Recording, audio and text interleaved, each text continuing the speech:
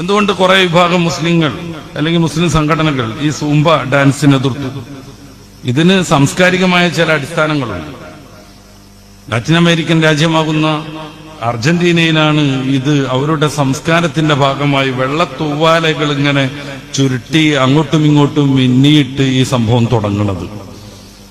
അത് ശരീരത്തിന്റെ എല്ലാ ഭാഗങ്ങളെയും പ്രത്യേക രീതിയിൽ ചലിപ്പിച്ചിട്ടുള്ള ഒരു ഡാൻസാണ്, വിനോദമാണ്. അതോടൊപ്പം അതൊരു ഫിസിക്കൽ ഗുണം കിട്ടുന്ന എക്സസൈസുമാണ്. ഇതങ്ങനെയൊന്നും പ്രസിദ്ധമല്ലാതെ ഈ അർജന്റീനയുടെയും ലാറ്റിൻ അമേരിക്കയുടെയും സ്വന്തം കലാരൂപമായി ഇങ്ങനെ കഴിയുന്നതിനിടയിലാണ് കൊളംബിയൻ ഡാൻസറും ഡാൻസ് സംവിധായകനുമാകുന്ന ആൽബർട്ടോ ബെറ്റോ പെരസ് എന്ന ഒരു മനുഷ്യൻ 90കളിൽ ഇന്ന് കാണുന്ന രൂപത്തിൽ ഈ നൃത്തത്തെ വികസിപ്പിച്ചത്. ശരിക്കത് അദ്ദേഹം നൃത്തം കളിക്കുന്നതിനിടയിൽ വീണുപോയി എന്നാണ്. ആ വീണുപോയപ്പോ അദ്ദേഹം അതൊരു കലാരൂപമാക്കി ഇങ്ങനെ പറച്ച് കളി തുടങ്ങി എന്നുള്ളതൊക്കെയാണ് കേൾക്കുന്നത്. അല്ലാഹു ആലം. എന്തായാലും അദ്ദേഹത്തിന്റെ ഇടപെടലോടുകൂടെയാണ് ഇത് ലോകത്താകെ വികസിച്ചു വരുന്നത്. പിന്നെ സംഗീതവും നൃത്തവും വ്യായാമവും ഒന്നിച്ചു ചേർന്നുള്ള ഒരു പ്രത്യേക സംവിധാനമായതുകൊണ്ട് പല ആളുകൾക്കും അത് വലിയ താല്പര്യം തോന്നി. ലോകത്ത് ലക്ഷക്കണക്കിന് ആളുകൾ അത് ഉപയോഗിച്ചുകൊണ്ടേയിരിക്കുന്നു, അതുമായി ബന്ധപ്പെട്ട് പ്രവർത്തിച്ചുകൊണ്ടിരിക്കുന്നു. ഇതിന് ശക്തമായ പാട്ട് വേണം, പാട്ടിനൊത്തുവാണം തുള്ളാൻ. ഈ പാട്ട് മ്യൂസിക് കലർന്നതാവണം. അത് ധാർമ്മികമായി എന്തെങ്കിലും മൂല്യമുള്ളതായിരിക്കില്ല. ഇത്തരം കുറേ കാര്യങ്ങൾ വെച്ച് ശരീരത്തെ പ്രത്യേക രീതിയിൽ, ശരീരത്തിന്റെ ഏകദേശം എല്ലാ ഭാഗങ്ങളെയും ഇളക്കി കാണിക്കുന്ന, ഇളക്കി ചെയ്യുന്ന ഒരു പ്രത്യേകമായ എക്സസൈസാണിത്. പണ്ട് മുതൽ ഫിസിക്കൽ ട്രെയിനിങ് നമ്മുടെ സ്കൂളുകളിലൊക്കെ ഉണ്ട്. PT എന്നാണ് ആ പീരീഡിന് പറയുന്നത്. അത് സംബന്ധമായി അധ്യാപകരുണ്ട് പഠിപ്പിക്കാൻ വേണ്ടി. PT അധ്യാപകരുടെ വലിയ ഒഴിവ് നമ്മുടെ കേരളത്തിലെ സ്കൂളുകളിൽ ഉണ്ടെന്നാണ് പറഞ്ഞു കേൾക്കുന്നത്. അപ്പൊ ഇവരുടെ ഒഴിവൊക്കെ നികത്തി കുട്ടികൾക്ക് ആരോഗ്യപരമായ ശീലങ്ങൾ പഠിപ്പിക്കുന്നത് വളരെ നല്ലതാണ്. അതിനപ്പുറം ഈ കുട്ടികളെ പ്രത്യേകമായ സാംസ്കാരികമായ ഉള്ളടക്കങ്ങളുള്ള ഒരു നൃത്തരൂപത്തിന് എല്ലാവരും നിർബന്ധമായും അത് അനുഷ്ഠിച്ചിരിക്കണമെന്ന് ഗവൺമെന്റ് അങ്ങനെ വിധിച്ചിട്ടില്ല എന്നാണ് കേൾക്കുന്നത്. ആവശ്യമുള്ളവർക്ക് കളിക്കാം, ആവശ്യമില്ലാത്തവർക്ക് മാറി നിൽക്കാം. അതും ഒരു വിവേചനം. പൊതുവിദ്യാലയങ്ങളിൽ എല്ലാവർക്കും ഉൾക്കൊള്ളാൻ പറ്റുന്നതായിരിക്കണം നടപ്പിലാക്കേണ്ടത്. ഒരു വിഭാഗം മാറി നിൽക്കുന്നു, അവരെ ഒറ്റപ്പെടുത്തപ്പെടുന്നു, മറ്റൊരു വിഭാഗം ഇതിന്റെ ആളുകളായി തീരുന്നു. അപ്പോ വിദ്യാർത്ഥികൾ, കേരളത്തിലെ മൊത്തം വിദ്യാർത്ഥികൾ സൂംബക്കാരും സൂംബ വിരോധികളുമായിട്ട് മാറ്റപ്പെടുന്നു. അതൊന്നും ഈ ചെറിയ പ്രായത്തിൽ കുട്ടികളെ അவ்விധത്തിലെങ്കിലും വിവേചനം കാണിക്കേണ്ടതല്ലേ അല്ല. എന്തുകൊണ്ടാണ് മുസ്ലിം സംഘടനകൾ ഇതിൽ എതിർപ്പ് പ്രകടിപ്പിക്കുന്നത്?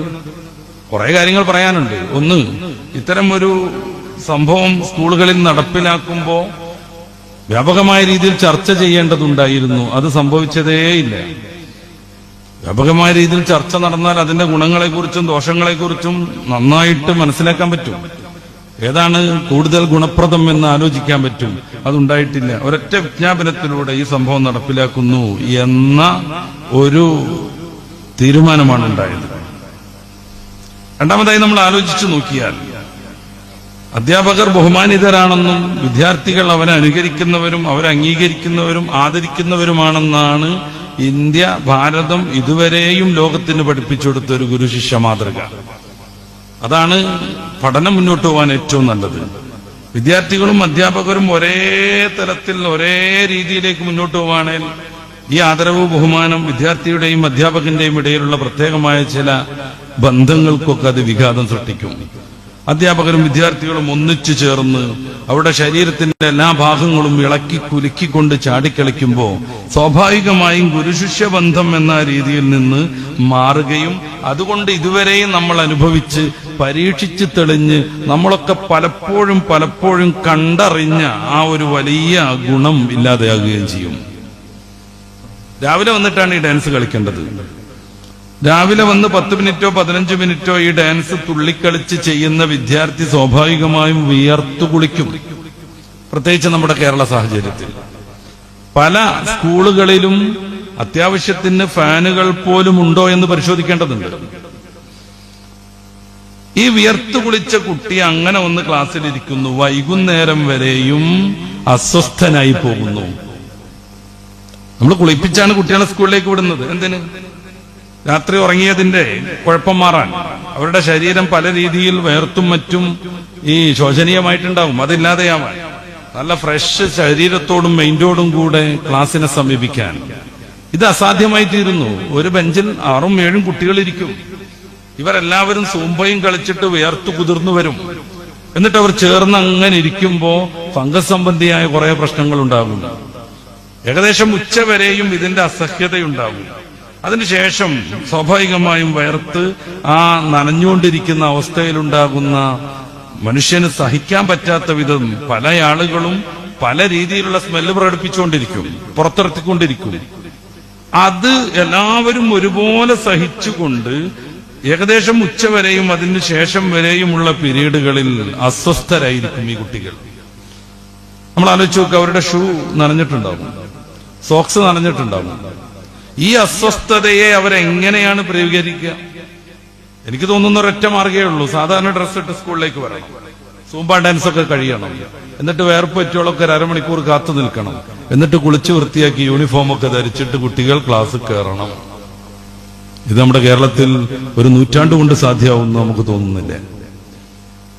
അപ്പോഴേ ഡാൻസ് കളിച്ചിരിക്കണം, എക്സസൈസ് ചെയ്തിരിക്കണം എന്ന് വാശി പിടിക്കുമ്പോ കുട്ടികളുടെ മാനസിക ലെവലിനെ കുറിച്ച് കൂടെ നമ്മൾ ചിന്തിക്കേണ്ടതല്ലേ? അസ്വസ്ഥനായി ഒരാൾ ക്ലാസ്സിലിരുന്നാൽ സ്വാഭാവികമായും അവിടെ പഠിക്കുന്ന പ്രധാന വിഷയങ്ങളൊന്നും ആ കുട്ടിയുടെ മനസ്സിലേക്ക് കയറില്ല. അതിന്റെ പുറമെ നമ്മൾ സ്കൂളിലേക്ക് കുട്ടികളെ വിടുന്നത് എങ്ങനെയാണ്? പരമാവധി ഫുഡ് കൊടുത്തിട്ട്. കാരണം ഉച്ചവരെയും ആ കുട്ടി വലിയ ബൗദ്ധികമായ ഇടപെടലുകൾ നടത്തുകയാണ്. നമ്മൾ പാടത്ത് കളക്കുന്നതിനേക്കാളും നമുക്ക് കോറിയിൽ വർക്ക് ചെയ്യുന്നതിനേക്കാളും കലോറി മൂല്യം ഊർജം ചെലവാകുന്നതാണ് ബൗദ്ധികമായ ബുദ്ധിപരമായ വ്യവഹാരങ്ങൾ. കുട്ടികൾ അതാണ് പഠിച്ചുകൊണ്ടിരിക്കുന്നത്. സയൻസിന്റെയും മാത്സിന്റെയും തിയറികളാണ് അവർ പഠിച്ചുകൊണ്ടിരിക്കുന്നത്. സ്വാഭാവികമായും അവർക്ക് നല്ല ഊർജം വേണ്ടി വരും. അതിനുവേണ്ടി ആരോഗ്യപ്രദമായ ഫുഡ് വയറു നിറച്ചു കൊടുത്തിട്ടാണ് ഏതൊരു മാതാവും ഏതൊരു പിതാവും കുട്ടിയെ സ്കൂളിലേക്ക് വിടുക. ആ ഒരു നിറഞ്ഞ വയറുമായി 5-10 മിനിറ്റ് മുമ്പ് മാത്രം ഭക്ഷണം കഴിച്ച വയറുമായി കുട്ടി തുള്ളിച്ചാടുന്നു. ഇതിന്റെ ആരോഗ്യവശങ്ങൾ പരിഗണിക്കേണ്ടതല്ലേ? ഫിസിക്കൽ ട്രെയിനിങ് നടത്തുന്ന അധ്യാപകരോട് ചോദിക്കുക. ഏറ്റവും നല്ലത് ഒഴിഞ്ഞ വയറിൽ 1 ഗ്ലാസ് വെള്ളമൊക്കെ കുടിച്ചിട്ടാണ് ഈ സംഭവം തുടങ്ങേണ്ടത്. നിറഞ്ഞു നിൽക്കുന്ന വയറിൽ എക്സസൈസ് ചെയ്യുമ്പോൾ ഉദരത്തിന് പല പ്രശ്നങ്ങളുണ്ടാകും. ദഹന സംബന്ധിയായ വിഷയങ്ങൾ പിന്നീട് നമ്മൾ കാര്യമായിട്ട് പരിഗണിക്കേണ്ടി വരും. അതോടൊപ്പം അപ്പൻഡിക്സ് പോലെയുള്ള പ്രശ്നങ്ങൾക്ക് സാധ്യതയുണ്ടാകും. കുടല് പിരിയൽ പോലത്തെ സംഗതികൾ ഉണ്ടാകും. മൊത്തം അതോടുകൂടെ എല്ലാം നശിച്ചു പോകുന്നൊന്നുമല്ല ഞാൻ പറയണത്. നിറഞ്ഞ വയറുമായി ചെയ്യേണ്ടതേയല്ല ഒരുവിധ വ്യായാമവും. അത് നമ്മൾ പരിഗണിക്കേണ്ടതല്ലേ? ശാസ്ത്രീയമായി വല്ല പഠനവും നടന്നോ ഇത് സംബന്ധമായി? ഏതൊക്കെ സ്കൂളിൽ ചൈനയിൽ കുട്ടികളത് കളിക്കുന്നുണ്ട് എന്നതല്ലാതെ ശാസ്ത്രീയമായി എന്തെങ്കിലും ഒരു പഠനം ഇത് സംബന്ധിയായിട്ട് നടന്നോ?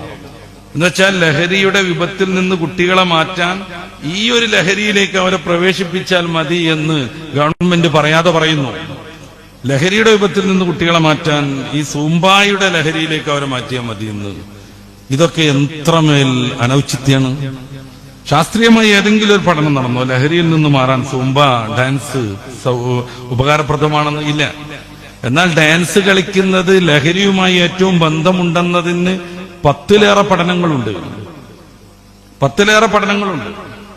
വാഷിംഗ്ടണിൽ ഏറ്റവും പ്രസിദ്ധമായ യൂണിവേഴ്സിറ്റി നടത്തിയതടക്കം താരതമ്യേന പുതിയതാണ്.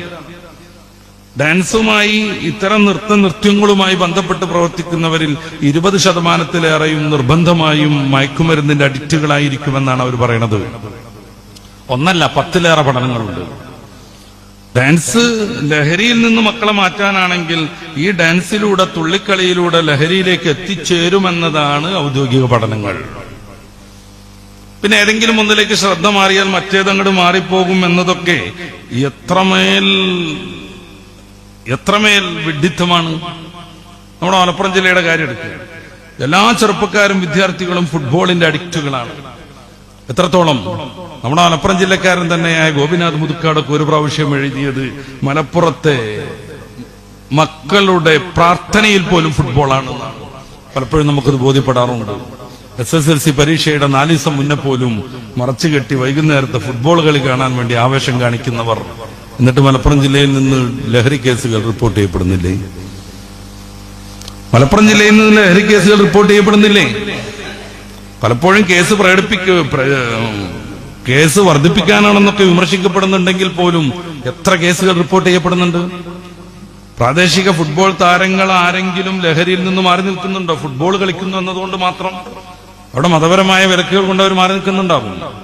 അല്ലെങ്കിൽ കുടുംബപരമായി ശ്രദ്ധിച്ചു വളർത്തുന്നത് കൊണ്ട് ഫുട്ബോൾ കളിക്കാർ ഈ ലഹരിയിൽ നിന്ന് മാറി നിൽക്കുന്നുണ്ടാവും. നേരെ വെച്ച് പന്ത് കളിക്കുന്നു എന്നതുകൊണ്ട് മാത്രം ആരെങ്കിലും ഇതിൽ നിന്ന് മാറി നിൽക്കുന്നുണ്ടോ? എന്നല്ല, ടർഫുകളിലൊക്കെയുള്ള കളിയും കളി കഴിഞ്ഞിട്ടുള്ള വിശ്രമവും ലഹരി പ്രചരിക്കാനുള്ള കാരണങ്ങളാകുന്നു എന്നതാണ് റിപ്പോർട്ട്.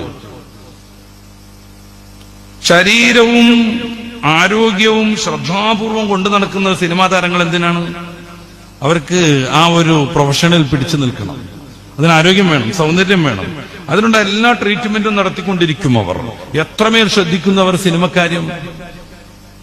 അഭിനയത്തിന് ചാൻസ് കിട്ടിക്കഴിഞ്ഞാൽ അതെങ്ങനെ അടിച്ചു പൊളിക്കണം എന്നറിയാൻ, അതിന് കോച്ചിങ്ങിന് ആളെ വെക്കാൻ, നൃത്തത്തിന് അധ്യാപകരെ വെക്കാൻ, സ്റ്റണ്ടിന് മാസ്റ്റർമാരെ വെക്കാൻ, സിനിമ എന്ന് പറയുന്ന അവരുടെ ജീവിതോപാധിയായി അവർ തെരഞ്ഞെടുത്ത മാർഗത്തെ അവർ എത്രമേൽ ഗൗരവത്തോടുകൂടെ പരിഗണിക്കുന്നു. എന്നിട്ട് സിനിമ മേഖലയിൽ നിന്ന് ലഹരിയുടെ വാർത്തകളില്ലേ? എന്നാൽ ഏറ്റവും കൂടുതൽ വാർത്തകൾ വരുന്നത് അവിടെ നിന്നല്ലേ? പല സിനിമ മേഖലയിലുള്ള ആളുകളെയും ഹൈബ്രിഡ് കഞ്ചാവുമായി പിടിക്കപ്പെടുന്നില്ലേ? MDMA-യുമായി പിടിക്കുന്നില്ലേ? മരിജുവാനയുമായി പിടിക്കുന്നില്ലേ? അപ്പൊ ഏതെങ്കിലും ഒന്നിലേക്ക് ശ്രദ്ധ മാറ്റിക്കഴിഞ്ഞാൽ അതോടുകൂടെ ലഹരിയിൽ നിന്ന് മാറിപ്പോകുമെന്നൊക്കെ തെറ്റിദ്ധരിക്കാൻ മാത്രം നമ്മൾ അത്രമേൽ പ്രായോഗിക ബുദ്ധി കുറഞ്ഞവരാവാൻ പാടുണ്ടോ?